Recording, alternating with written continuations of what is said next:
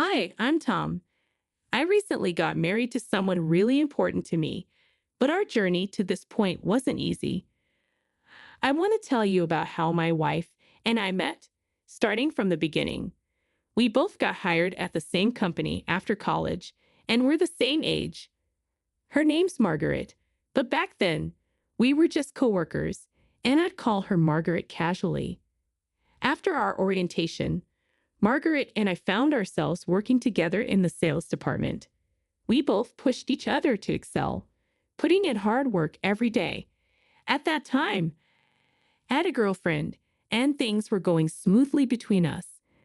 Then one day in late April, my buddy Joe called me up. Joe and I had been friends since high school. Although we went to different colleges, we used to hang out occasionally, just us guys. Joe said, "Hey, I've got a couple of tickets for an amusement park. Want to double date with our girlfriends?" I'd never been on a double date before, so it felt a bit strange, but it sounded like it could be a fun experience. My girlfriend was also keen on the idea, so we agreed to go. During the long weekend, on the date of our double date, we met up at the amusement park. I stepped out of my car and called out to Joe, who waved back enthusiastically, saying, "Hey, long time no see." Despite knowing that we both had girlfriends, we hadn't met them or even knew their names before. Feeling a bit nervous, we introduced our partners, saying, "This is Margaret. Nice to meet you." When I saw the girl getting out of Joe's car, I exclaimed, "Wait, Margaret, is that you, Tom?" We both looked at each other and burst out laughing.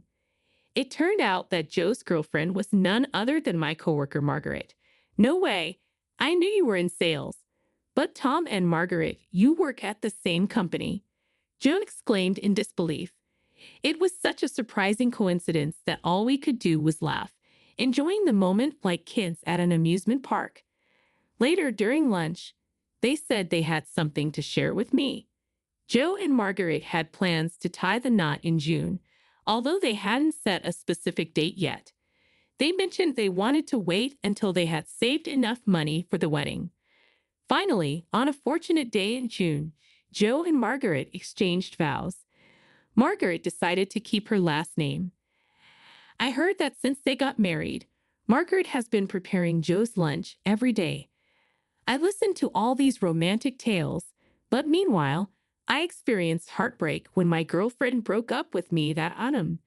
Ever since she learned about Joe and Margaret's wedding plans, she had been contemplating our relationship's future.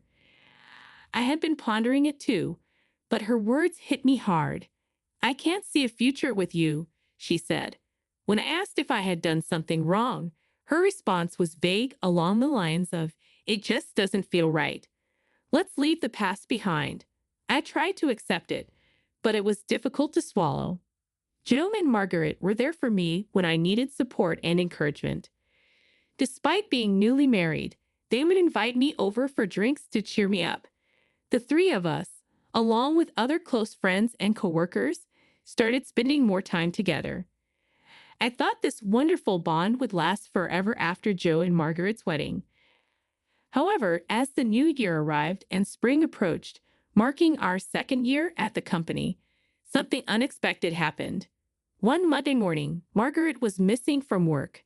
I began to wonder if she was taking an unusual day off when my phone rang. It was a call from an old high school friend, sounding rushed and serious. Without preamble, he delivered the devastating news. Joe had an accident. I was stunned, unable to comprehend the words. "What? Joe, you must be joking. What do you mean he's gone?" The news hit me like a ton of bricks. The accident had occurred the previous night, leaving me in disbelief. Joe was sitting in the passenger seat of a friend's car when another vehicle, driven by a dozing driver, collided with theirs. Despite being rushed into emergency surgery, Joe tragically passed away in the early hours. I attended his funeral, unable to contain my tears as I mourned the loss of my dear friend. The harsh reality of his absence weighed heavily on me. Margaret initially held her composure but broke down in tears during the service.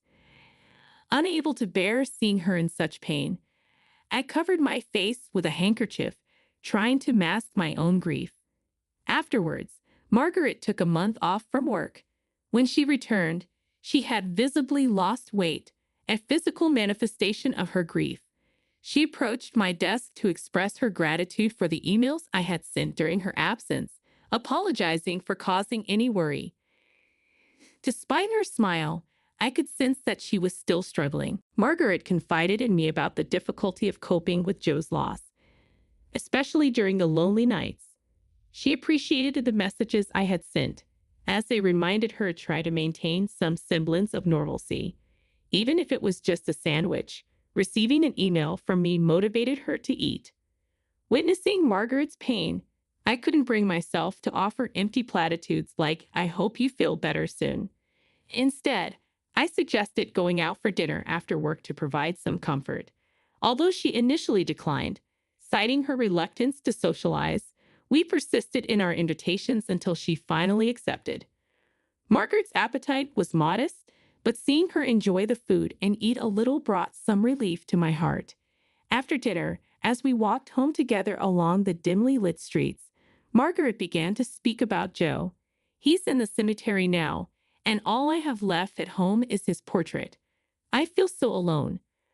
Her tears flowed freely, and all I could offer was my handkerchief and a comforting touch on her back.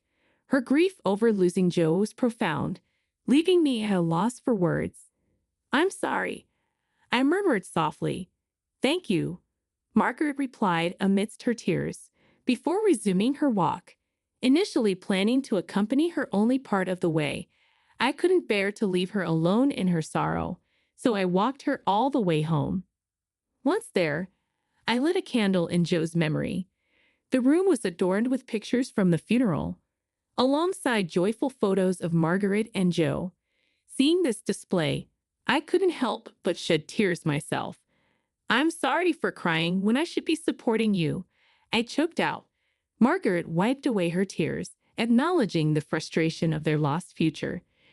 "But I have to keep moving forward, for Joe's sake," she shared, her determination shining through her sadness. I wondered how I could best support Margaret. All I can do is listen to her and take her out for meals, I thought, feeling inadequate. Although Margaret found solace in her work, it was evident that she was putting on a brave front.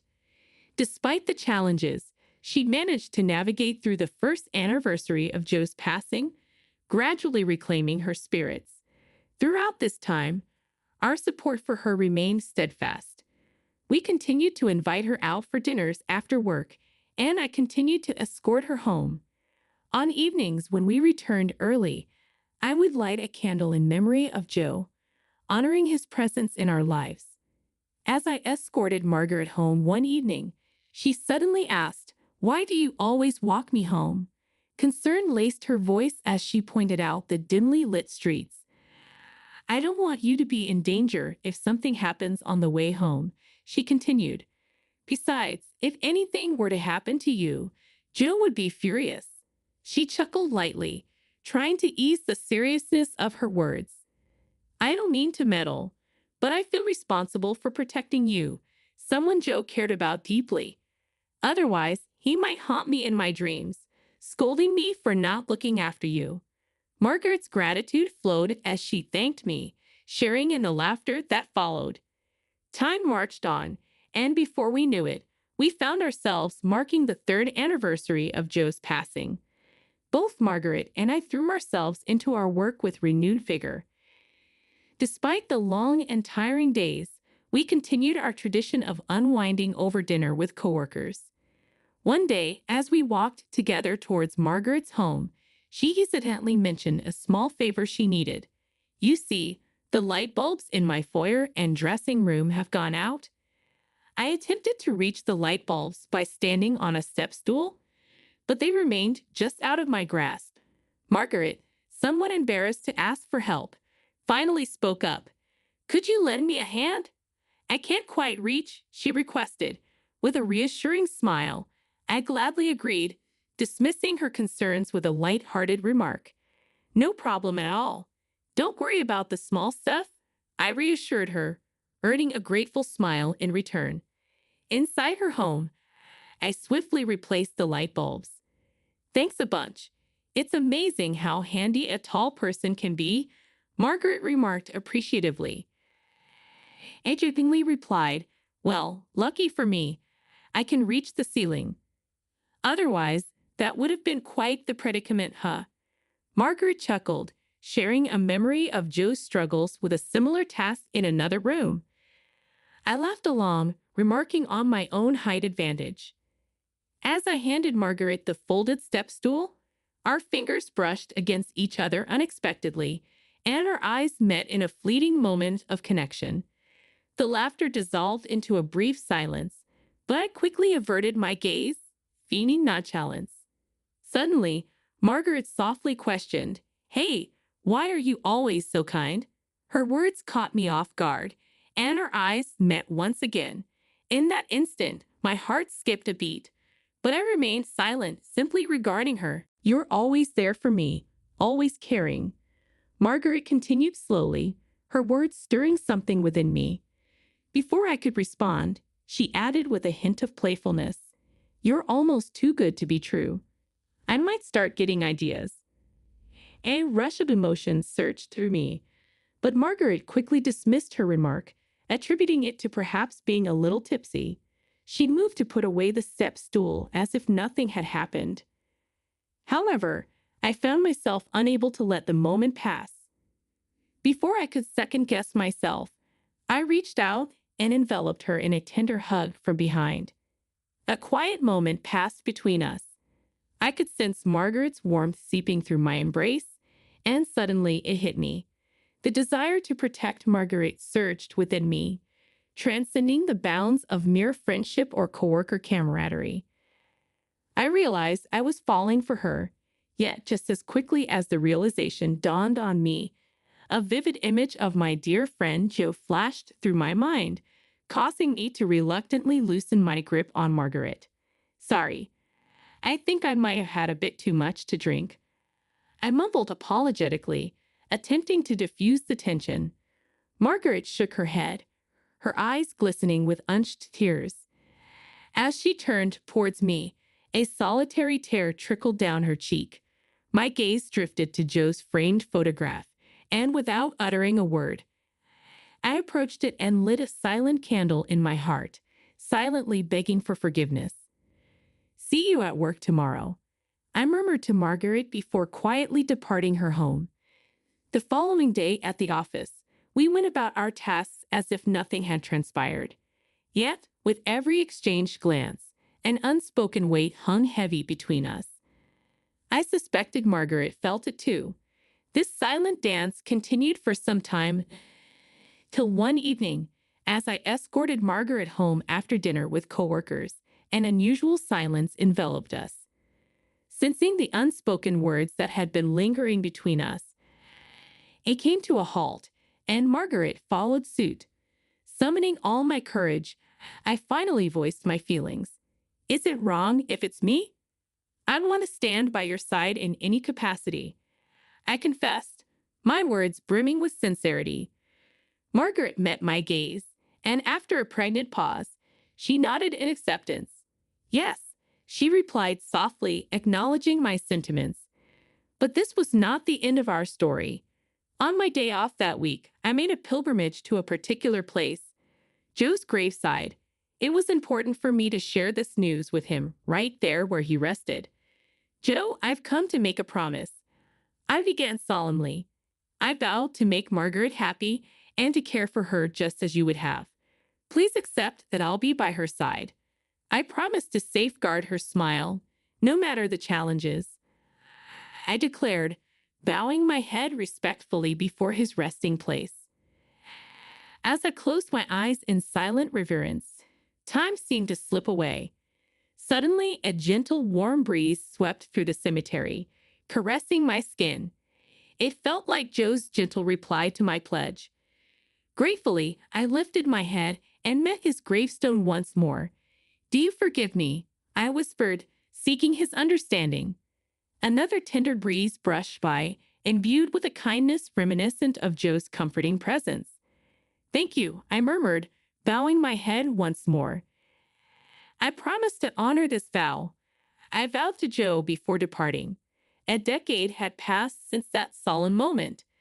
Margaret and I had grown inseparable, living together in a partnership akin to a common law marriage.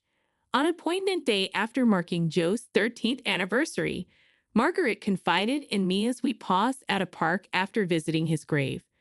With trembling hands, she revealed a marriage license, her eyes brimming with emotion.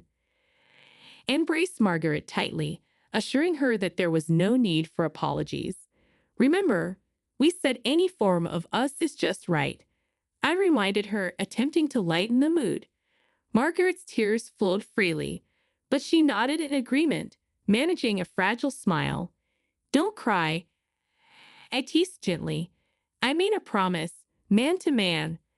I chuckled, diverting her attention from her tears. With renewed resolve, we exchanged vows and became husband and wife. 2 years later, our family welcomed a new member, a beautiful baby girl who bore a striking resemblance to Margaret. On the day of her birth, a meteor shower graced the sky, a celestial spectacle that felt like Joe's blessing from above. Our daughter brought boundless joy into our lives, filling our home with her infectious laughter. As we cherish our family and continue to honor our commitments, we find solace in the belief that Joe watches over us, content to see Margaret's radiant smile. And so, we embrace life's journey, living each day in a way that honors our loved ones and ensures that our family always